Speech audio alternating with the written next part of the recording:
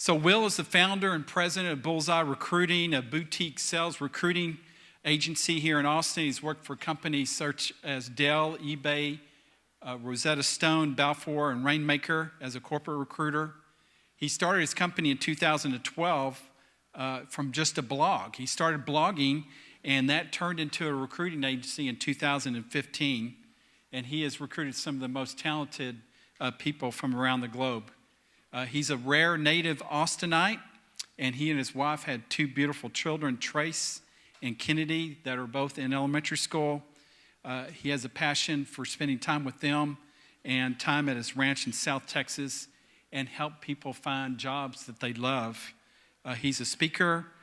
He's a globally recognized writer and has received numerous awards for his writings. And above all, Will is a follower of Jesus Christ and believes there's a higher purpose in life. So Will, why don't you come join us this morning? Thanks for taking the time.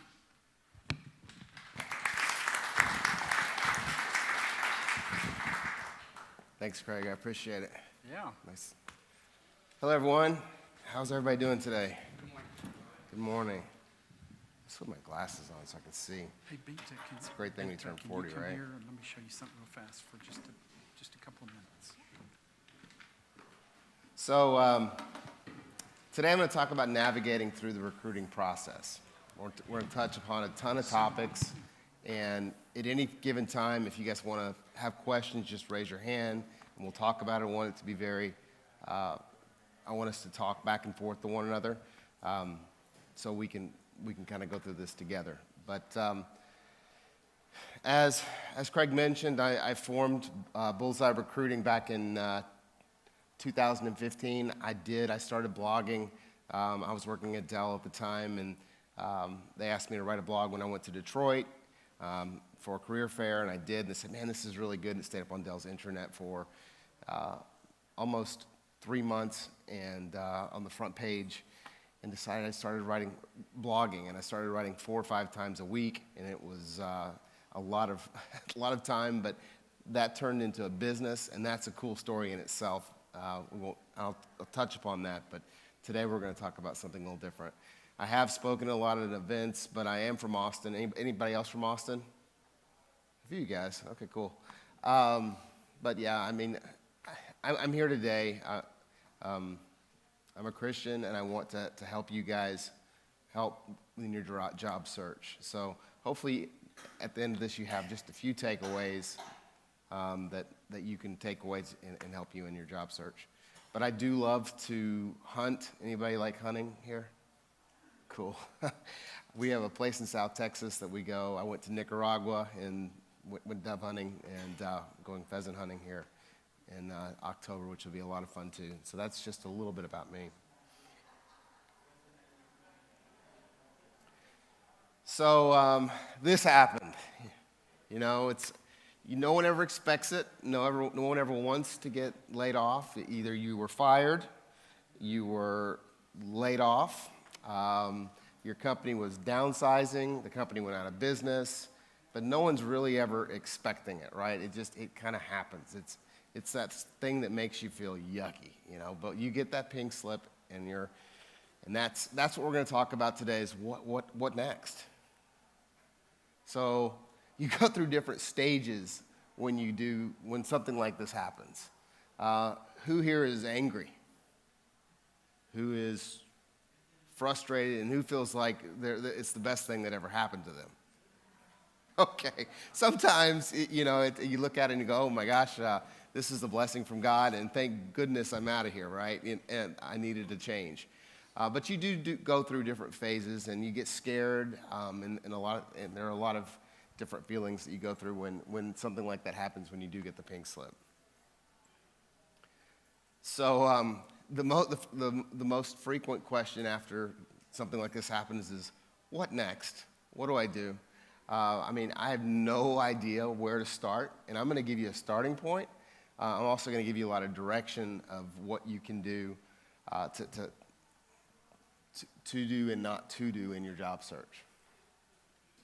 I'm also very sarcastic, and a lot of these pictures are pretty funny, so hopefully you don't get upset by that. I love Steve Carroll. So I want to tell you a story about Will Thomson and my wife, Laura. So in 2007, and this is very uncomfortable for me to tell you this story because I've never really talked about it in front of a crowd. My wife was pregnant, and I had a long career in sales, probably about 9 years, and I was working at a company called Administaff, and I was fired. And I just wasn't good. I wasn't good at what I did. I was a salesperson, and I sold human resources consulting, and I thought that was exactly what I wanted to do. Went back to school to get my master's degree, and I was like, oh, master's degree in sales, human resources, this is going to work. This is exactly what I wanted to do. But it didn't. I went through 52 interviews with my wife pregnant. She was a nurse. She was pulling double shifts as a nurse, pregnant. And that was really hard on my ego. As someone who is the sole provider of the family, as a male, that was one of the hardest things I've ever had to go through, is watch my wife work that hard when I was unemployed. And I could not get a job. I wanted to be an HR generalist. I thought, oh man, this is easy. I have a master's degree. Why can't I get a job? It wasn't until later when I figured out I had to take a job to get to the next level. And we'll talk about Band-Aid jobs and how to get to that next step. But I've been there, and I think God puts a purpose into your life so you can tell other people and make you stronger. Would you guys agree? These things happen, and it's not your fault, and I'm not ashamed of it, but I do want to say that at some point in life it's going to happen to all of us. So in your career journey, there's steps. There's, where are you? Have you been with a company for a long time? Have you been with Dell or Applied Materials for 15, 20 years, and you just don't know how to make that next move? Anybody here with that? It's scary, isn't it? I mean, everything you know is with that one company. Who's having trouble to getting a job because of their age? It's tough. I'm 44. I'm beginning to see that it's a reality. There is ageism out in the workplace. Everybody that I know, there's gray hair on my head now. It happens, right? We get older, and it's hard to find that next job.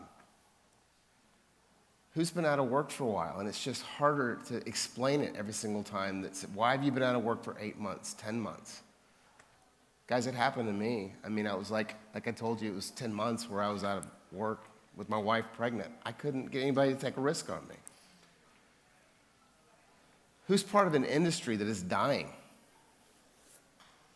It happens. If you're in semiconductors or print or, a telecommunications industry that just is not what it used to be, and it was hot, and you just don't know, where am I going to go next, right? What if you're young? You want to start your career, but you don't know where you're going to begin. Or what if you're here listening to me because you just can't find happiness? You wake up in the morning and you're like, my life has got to have more purpose than this. Anybody like that? I know the feeling. I wanted out of sales so bad. I couldn't make a change. Every time I turned it around, it was like, here's a sales job, Will. I'm like, I don't want to do that. It's not what I wanted to do. So this weekend, my family and my daughter and wife and son and my father, we all went fishing. And Kennedy is 9 years old, and she was getting frustrated because she wasn't catching any fish. And we were rolling them in, every other time, and we were getting 2, 3 catfish, and poor Kennedy could not catch a fish. She went and sat in the Jeep and said, Dad, I'm done. I'm done. I can't fish anymore. I said, why can't you fish? She's like, well, because I'm not catching anything. Let me tell you, this is like a job. If you don't put the line in the water, you're never going to get anything. So sometimes, as frustrated as you get, as many interviews as I went on, you just keep going. At some point, not on your own point, it'll happen for you. So I want you guys to think about something completely different. Who interviews with companies? Everybody's trying to interview with companies. I want you guys to interview companies that's going to make you happy. It's harder said, it's easier said than done, right? But you are in the driver's seat here, guys. I want you to interview people with different jobs. Let me tell you a story about me in 1999. I wanted to be in the construction industry. I wanted to be a superintendent. I thought that was the next life for me. I wanted to go work for a home builder. What I did is I went and interviewed with every single major home builder. I went to Milburn Homes, I went to KB Homes, I went to Newmark. I don't know if any of these are still in business anymore. But I went and interviewed with every construction guy, every salesperson, and said, tell me about your company. Tell me what your culture's like. Tell me what's going on. I interviewed them. And at the end, I went to KB Home at the time, which ended up not being the best choice. But I said, well, so why do you want to work for me? And I said, because I've interviewed everybody else, and I've realized you are the best at this point in time, and this is where I want to work. I want you to think about that for a minute when you're out there in your job search, to really try to find something that makes you happy, right? So I know a few people in this room that actually asked me to go out to lunch or have coffee. Guys, that's a great way to start. Let's start building those relationships. But find out who the competition is, go interview with them. This is something that I want you guys to start practicing. If there's 4 or 5 companies that you're interested in, start getting to know people there. So another story, it's my wife in the background, so you get to talk to her too.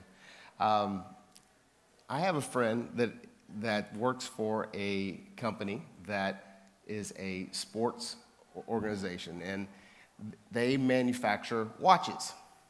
Well, there was an office here in Austin, and, well, if you can only imagine, making a watch is a pretty niche skill, right?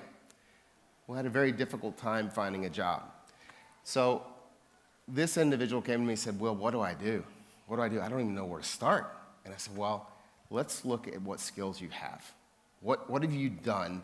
What skills are transferable so we can make something happen?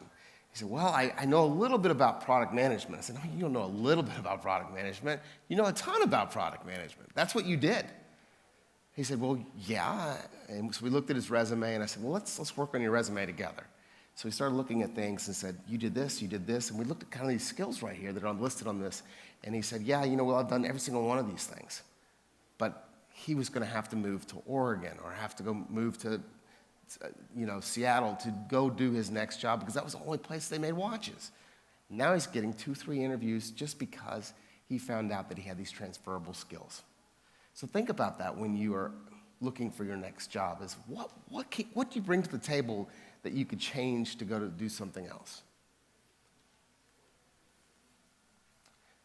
So when I was out of work and I wanted to be an HR generalist, I was getting all these 52 interviews, but I never was getting past anywhere. And I was looking at my wife and I said, why in the world am I not getting this job? Well, I didn't have the skills. I didn't have the experience to be an HR generalist. So I said, well, I can recruit. I hadn't done it in 10 years, but I've done it. So I started thinking about it. I said, well, if I'm going to get to here, I've got to do this, this, this, and this to make sure I want to get here. And sometimes that's a hard thing to think of because you have to take a step backwards to go forwards. Anybody have that feeling? Anybody realize that? And it stinks, right? That question that recruiters ask us, how much you want to make? And you're like, well, I don't care. I just want to get a job and a career. Well, that's a tough question, but you really do have to take a step back sometimes to go forward. And think about that if you want to get somewhere. Have a 5-year plan. Once you do find that job or the career that you want, you'll never look for a job again. It'll always come to you. Now, my wife would joke and say, hey, Will, I never worry about you. You're a recruiter, and if you ever lost your job at XYZ company, you could find a job over here pretty quickly. The bullseye story is pretty cool, and I'll share a little bit with you, but I was working at a company called Rosetta Stone, and when things were going poorly, with the company. I had a job offer within 24 hours. My wife looked at me and said, Will, if you don't take that job, if you don't try to become an entrepreneur now, you're never going to do it. So I did it. It was because of my wife and through my belief in Jesus Christ that I decided to take that leap. Sometimes you have to do that. So this is something, you don't take a screenshot of this, or, we'll talk about these things and I'll kind of go back and forth. But yes and no. How do you get in front of the right people? Who here has a targeted list of what they're going after? Absolutely. You have to have a targeted list, right? What is not the right thing to do is to call a recruiter and say, what kind of jobs do you have open? It's not going to work. I mean, you can connect with them all day long, but you got to do some of the legwork on your own first. Hand delivering a resume. I mean, this is something that's really important to do, is have someone have a resume and then actually hand deliver it to make sure that John delivered it to me, or have them at XYZ company deliver it to the hiring manager, not just applying through an open box, because it is a black hole. You're never going to get a response. I mean, if I post a job on Bullseye Recruiting, I get 80, 90 people that apply to it, and the first person I'm going to look at is a referral. So that's really important. Next is sending curated LinkedIn emails. I think that's important. There's an option on LinkedIn where before you send a message, you can actually put a note now. It's like, hey, Will, I read your blog, or hey, Will, I noticed that you're connected to John. I'm trying to get in here. I'm 10 times more likely to respond to that than someone just that says connect. Because it's pretty easy to do, right? All you do is connect on LinkedIn. So, and the one thing I hate more than anything is I just want to build my network. What does that mean? Anybody have any idea what I want to build my network means? You want to use me because we don't know each other, and you want to connect with this person? Is that how you want to build your network?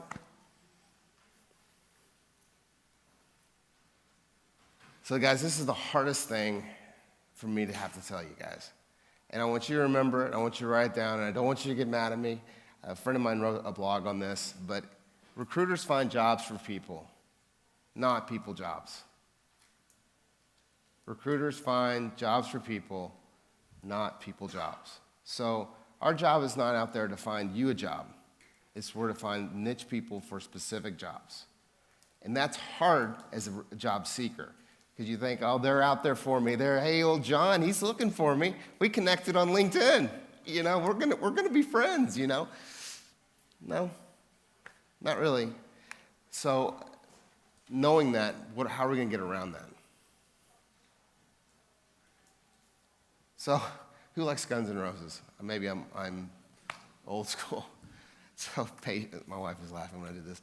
All you need is just a little patience, especially with God's timing, right? You just never, ever know when something's going to happen. You always think it's going to happen tomorrow, and it just doesn't happen the way you want it to. That's the truth. I mean, I wish when Laura was pregnant, I didn't have to go through 52 interviews to finally get to where I wanted to go, but I did. It was tough. And I wish my wife didn't have to endure it either. So who here does cover letters? Awesome. All right, cool. So anybody who's a non-believer in cover letters, I'm going to convince you otherwise today. That's my job. You're a non-believer? Tell me otherwise. All right, cool. So a lot of people say cover letters are dead, right? Let me tell you why they're not dead. Because I believe it tells the recruiter why you want the job. Why are you right for the job? What do you bring to the table that no one else does? Things so they don't get read? I tell you what, I've read more than my fair share, because if I'm on the fence with somebody and they have a cover letter, then I want to look at it and say, okay, I see what you're saying. It's a second way to sell yourself. And yes, some recruiters don't read it, but if you follow the lead you have someone hand deliver a resume, you have, you're not putting it in a black hole, then there's reasons why it's going to work. There are gaps in your resume, guys. It happens. This is 2017. We've been out of work for 2 months, 6 months, a year sometimes. It depends on when you escalate your career, you're going to be out of work. How many people are moving to Austin on a daily basis? 100, is that what it is? Or 200? 150. Going once, going twice, 150, all right. No, it's big. So people are coming here from we'll say New York City, Chicago. I'm like, why are you applying to this role, dude? I can't afford to relocate you. That helps explain to me why you're looking for a job. I mean, some people will put a P.O. box, or say Austin, Texas on their resume, and that's smart. But if you were, say, New York City and we can't relocate you, then I'm not going to work. I mean, there's nothing I can do with you. So I think a cover letter explains that well. So the people that aren't doing it, it does separate you from the rest. There's a guy that I hired about 3 or 4 years ago that had the most he was a copywriter, and he had the most creative resume I've ever seen. It was very, very creative. So I was like, man, this guy's awesome. But if I was looking at his resume, I would have thought, oh, no way. This guy's just average Joe. I'm not going to do that. It also forces you to look at the competition. Why are you better than anybody else, and what do you know about the competition that someone else doesn't know? And then, why should they hire you over someone else? Tell me why you think you're better than someone else. If you explain these things in a cover letter, you have a good resume, it's been hand-delivered, why wouldn't I take a look at you? It's just another feather in, how do you say it? Feather in your arrow, or quiver in your, yeah, thank you. Does anybody answer their phone anymore? Area code 712, area code 305. No, and that's the hard part about this, right? Is in how do people talk to one another nowadays? Does anybody have an answer? I mean, I wish I did, but even my folks, I mean, you'll see that they'll call me and they'll text me, right? That's the way we talk to one another, or email, or a LinkedIn message, but we don't want to pick up the phone anymore because we think it's a solicitor or a telemarketer or somebody we just don't know. So this is a real problem, especially for people that really think that you can get in contact with people just by picking up the phone. Curated messages. I'll tell you a story. Laura and I hired a guy that actually makes curated messages for LinkedIn, and it says, "Hey, I'd like to connect with you. I'd like to consider you for a future blog post." Of that, we've had a little over, 1,100 connections in the past 3 weeks that have actually added to to LinkedIn. So those little curated messages make a big difference, and if that works, then it just starts the conversation, right? What's going to work for you as a job seeker? I don't know. That's the next thing we'll talk about. Facebook. A lot of you guys in here are probably thinking, "Oh man, Facebook, good grief." No, guys, this is where it's going. I mean, this is where a lot of people are headed, is to Facebook and instant messaging. Most of the people that I communicate in the HR world, all of what I do is on Facebook instant messaging. It's not on LinkedIn. It's not on email. It's all on Facebook, which is wild. Skype still works too. I love this. Let me take a picture of that. But if you want to be successful, find one who has achieved the results you want and copy and do the same thing, to do the same results. So we're here together as a group, right? Who has a success story of how they've gotten past the phone? I just want to hear one. Come on, someone raise their hand. No success stories?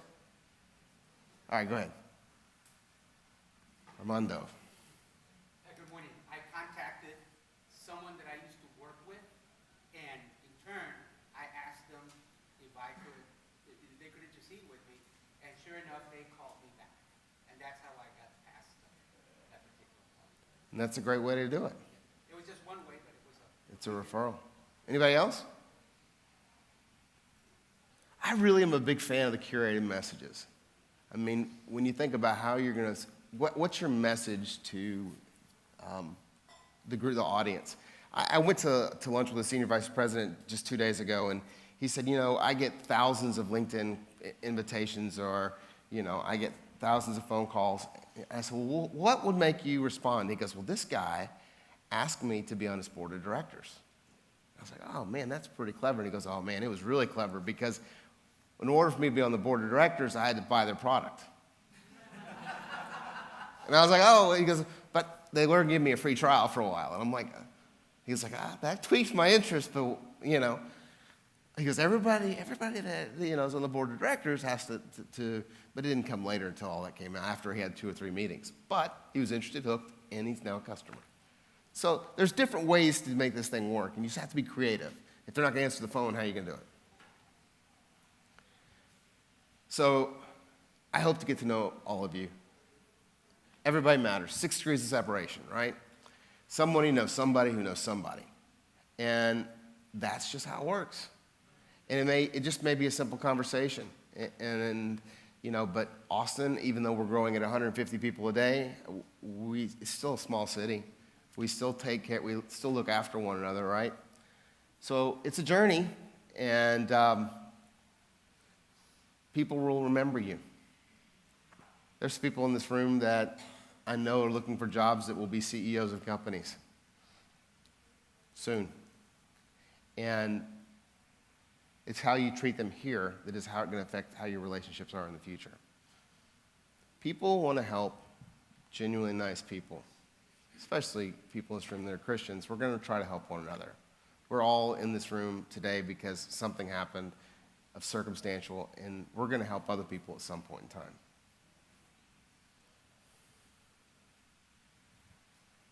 So, who here is employed, but just unhappily employed? I think we went over this. Okay, cool. I mean, the case for staying employed, there's no one likes hearing, I can't do something or I won't do something. So as we get older, especially me, I get stubborn. I'm like, dude, I don't want to do that, But people, recruiters, don't want to hear that. Hiring managers, you have to be a little bit flexible. So people begin to question who you are if you've been out of work for a while, and that's what happened to me.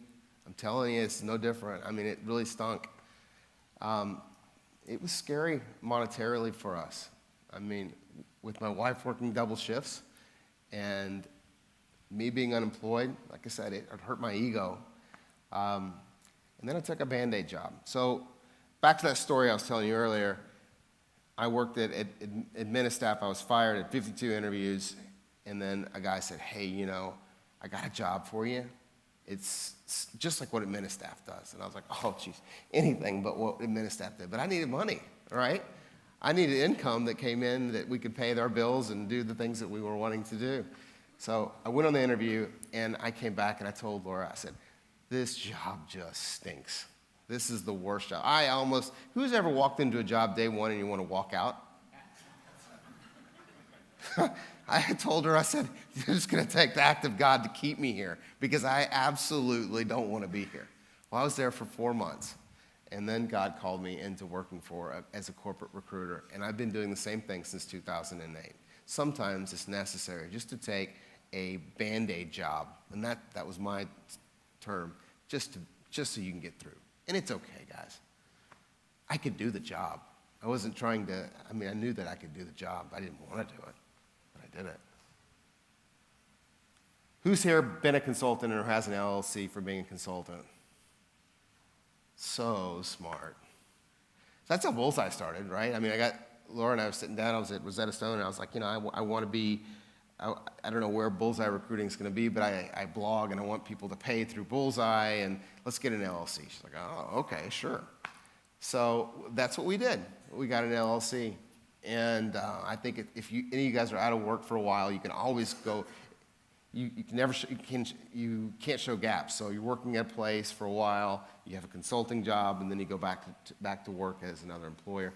Because it takes sometimes, what do you think, 3, 6, 9, 12 months, 18 months, depending on level of expertise to get that next job. Having a consulting thing on your resume just helps as well. You're doing jobs, keeping busy and everything like that. So it shows you that you don't have that huge gap.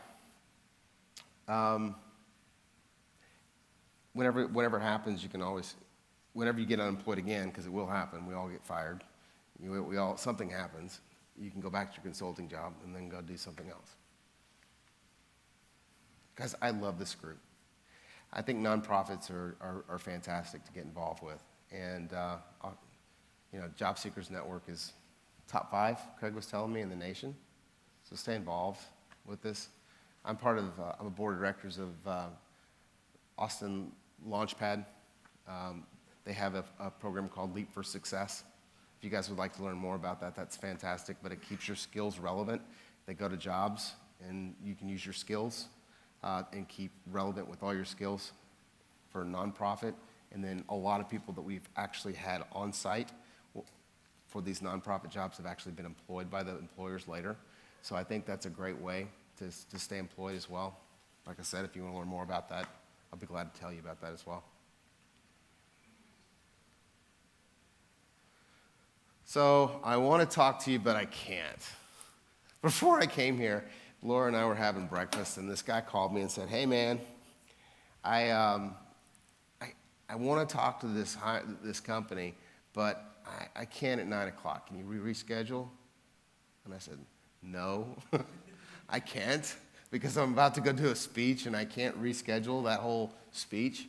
It's like, "Oh, come on, man, I've got a meeting that unexpectedly that came up." And I said, "Do you understand there's another person in this job, another person that's getting interviewed, and this is the one chance you get. They're gone for a week. Their schedule's booked. No, I can't." Flexibility is important, very important.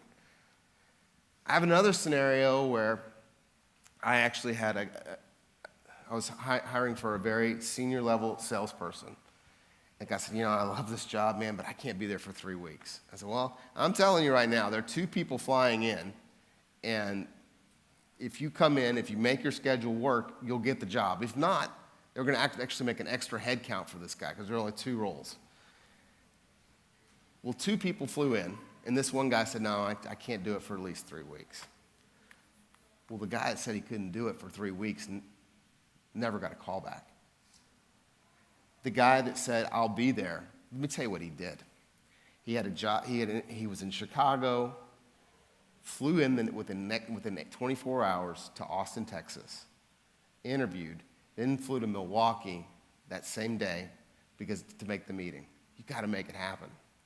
How bad do you want that job, right? And this one poor guy said, "Man, I don't know what, that's the job I wanted." And I said, I told you.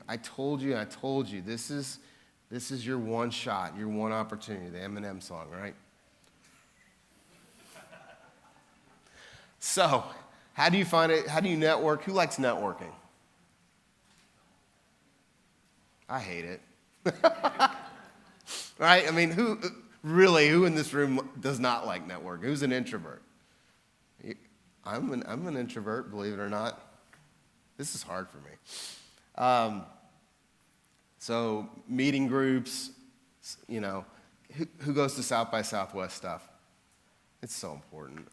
It seems like it's overwhelming, but find a networking group that works for you. Laura and I were actually, there was a networking group for salespeople at the Rattler or something like that. There was all sorts of insurance agents, and I was like, this is awful. If that's not for you, then come to these things, right? But find something that works for you. Who here's in technology? Awesome. Hackathons, those kind of things, they work. Some people just go to the billiards and drink beer, and that's their networking. Whatever works, man. It's fine with whatever works with you, right? But Chamber of Commerce does still work, but be very specific to your industry. Meetups are awesome. You can go to meetup.com, and there's all sorts of things you can get involved with, like Java groups or sales groups or, HR. There's something in your industry, and there's 20 or 30 like-minded people that you guys can meet with, and I strongly suggest you go to those things.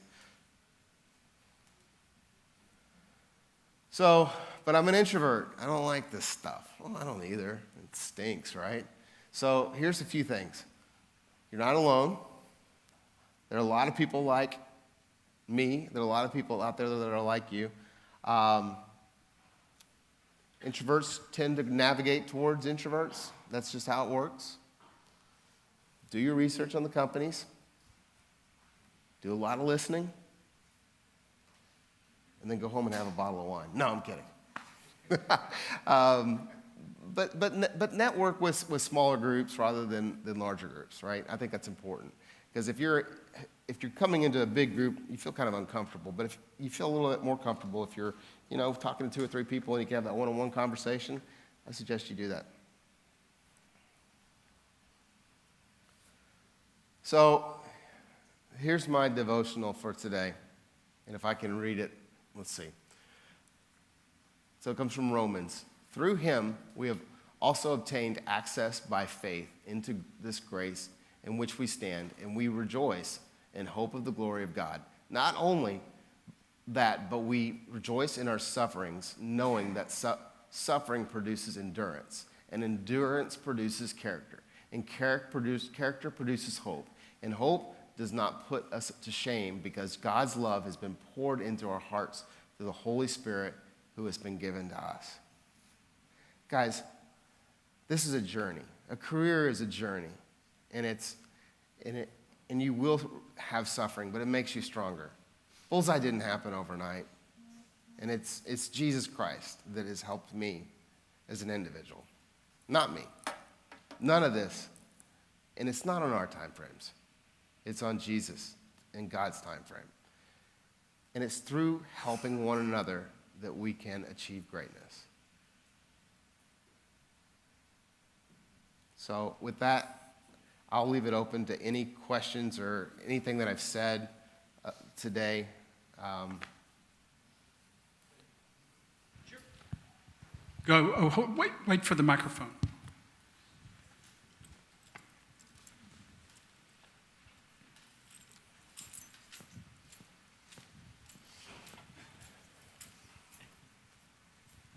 You mentioned networking, where it's helpful to be specific to your industry. I'm in a position where I've got a job skill set, but I'm thinking about changing the industry. So how does that work in that case, or how do you realign to point to a different industry? I mean, that's a great question. I think it goes back to the story about me at KB Home. I didn't have any experience in home building, right? I didn't know anything about it, so it starts with me interviewing companies and finding out, talking to people, learning more about the industry, and then maybe going to a meetup event and saying, hey, listen, I'm interested in a career change. Tell me more. You know what's the greatest thing is when people want to talk about themselves. Oh, man, let me tell you about what's going on here. Oh, you seem so interested. And then find out transferable skills. What can you do that you have been able to do that you can transfer into this new industry? Because there are dying industries out there. Does that help? Yeah. Okay.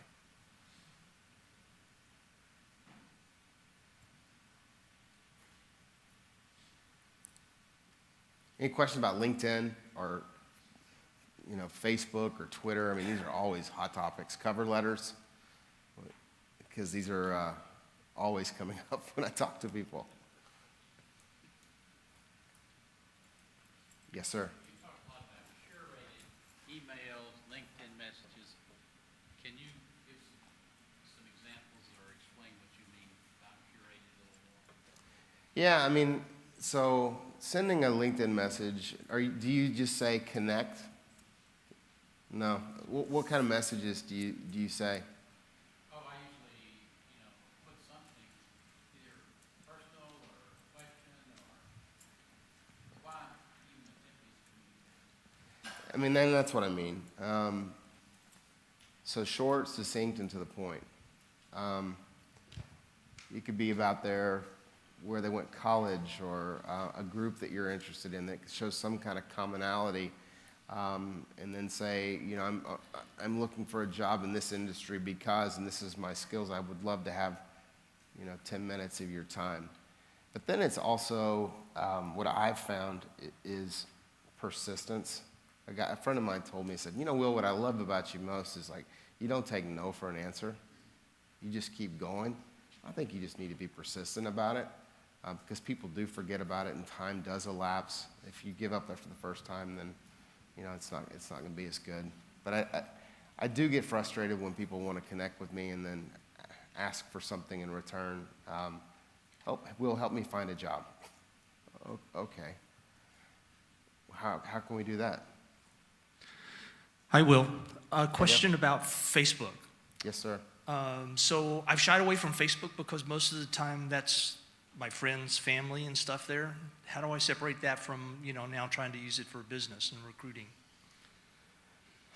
Well, it's interesting. I had a conversation with a friend of mine the other day who works with Michael Dell. And I know Michael doesn't respond directly to probably all the emails, but he has someone that does it. And he's active on Facebook and believes in it. And he's the CEO and founder of a $35 billion company. So I think that it's a matter of just retraining your mind. And I mean, there's all sorts of rules and regulations about Facebook. I mean, I know you, Dale, you're not going to put a picture of you drunk on the lake. You may put a picture of your family, And honestly, for me as a recruiter, that shows me that you are somebody.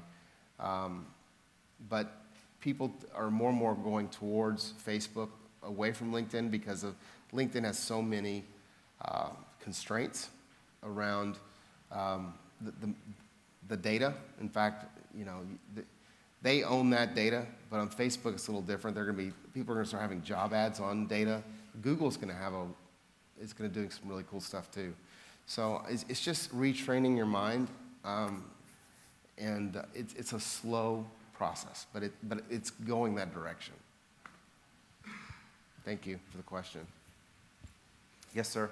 Do you have some suggestions about how to use it in regards to putting your resume out there, your job background? Because that's what LinkedIn typically has, is all the basics of your skill set. How would you tell me to transfer that information in a viable way, or do I create a link to it that says I'm looking for a position for what? How would you use it to directly connect with your resume and your skills? So here's the way I see it. Your closest friends in the world, are they on LinkedIn? On LinkedIn, yes, a lot of them are. But do you know all of them? Pretty much, most of mine, yes. That's impressive, because I certainly do not. I don't link to anybody who asks me. All the recruiters that hit me up, I don't link to them at all. So Yeah, I mean, I'll tell you, I probably know a third of them, if that, maybe. yeah, I know about Maybe 75%. 10-15%. I mean, I can't tell you how many connection requests I get a day. But your closest of friends are the people, your immediate family of friends are the ones that are going to help you the most. And then if people aren't answering their phones, then why don't you try Facebook instant messaging, and you can send resumes, you can video, you can do all sorts of things through Facebook. But in your situation, if you have LinkedIn as the same contacts, you can use LinkedIn the same way. But you realize that people check Facebook like every 5 minutes.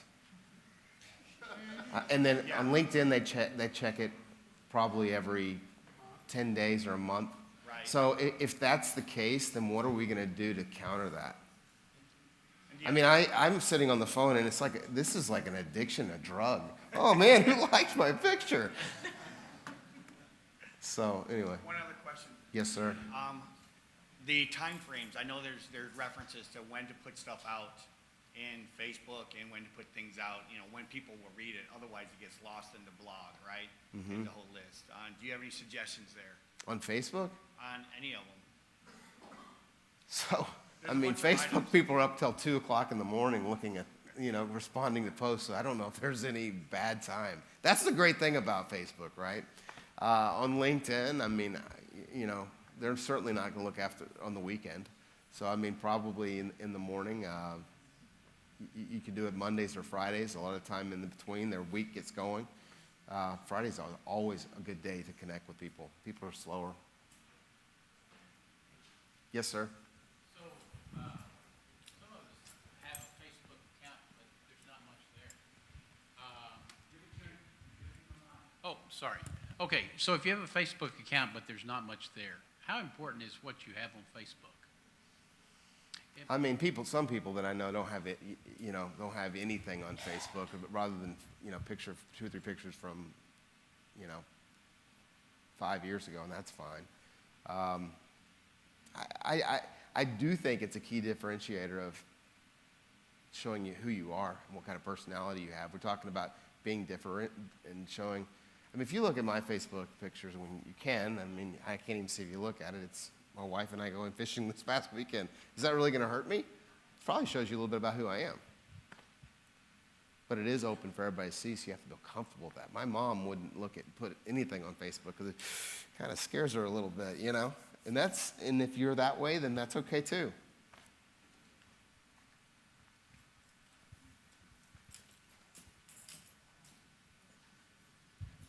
Thank you, Will. Yes, sir. Like the shirt. Oh, thank you. Now, I'm not on Facebook my yet. daughter picked it out. I'm not on Facebook yet, but the good news for me is, as I started, I'm going to do it from a business aspect. So I'm going to go out there and basically market myself. But I think elaborating on a previous question a little bit is, for those people that are already on Facebook, and it is social, it is personal, and now I want to make it for business, how do they separate those two? Because I'm going out there now, and I'm going to attract certain people that are in an industry or something I'm looking at, but meanwhile I've got cousin Eddie that's going to make some comment about a beer he likes or somebody else bringing up an old girlfriend. How do you separate those then if you already exist in that world? So I do have a Facebook site dedicated just to Bullseye Recruiting. So it's facebook.com/ Bullseye Recruiting. And if you just want to keep it that way, you can do that too. And you can share articles and links and stuff relating to businesses on that. So that's an option. Okay, last question. On Facebook, do you think people are getting interested in it because it allows them to get insight into answers that they can't ask questions for in a professional setting? Is that what the trend is about? Yes. Okay. I wish I would tell you no, but it's true. Okay. Because I'm gonna give you the honest, candid answer, and I wish it were something different, but it's all those questions that, I mean, and there's gonna be an issue at some point. You're absolutely 100% right. I mean, it's very practical, but in this day and time where you can't have to tiptoe in a formal setting, that would seem to be the motivation, is that people want to get insight into you to figure out who you are, and it's very practical, but it's not legally allowed. And so it sounds like we need to turn that into a strength and not a privacy issue. We need to actually advertise ourselves, our personal life on Facebook because of this new dynamic. Yes. And I know that when Craig and I talked before, and I know you guys talk a lot about branding, but it's a piece of your branding. I mean, recruiters are looking at Facebook as much as they are LinkedIn, which is interesting, but it's true. I mean, it's scary what the kind of information that a recruiter can get. One more quick thing. On the age matter, in your experience, I mean, those of us that are older, we're shying away from it, we're taking away our years of graduation from college. Do you ever see the opposite, where recruiters or hiring managers are actually looking for seasoned, experienced people, where that age and your experience on your resume actually is a strength and not something to show?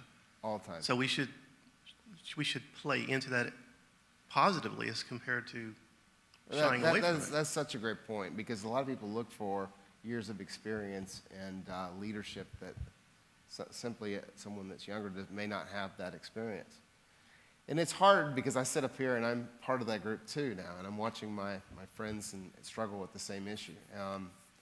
But if you have the skills to do the job, I'm going to present you despite your age, period. Okay, great. Thank you all. Thank you, Will.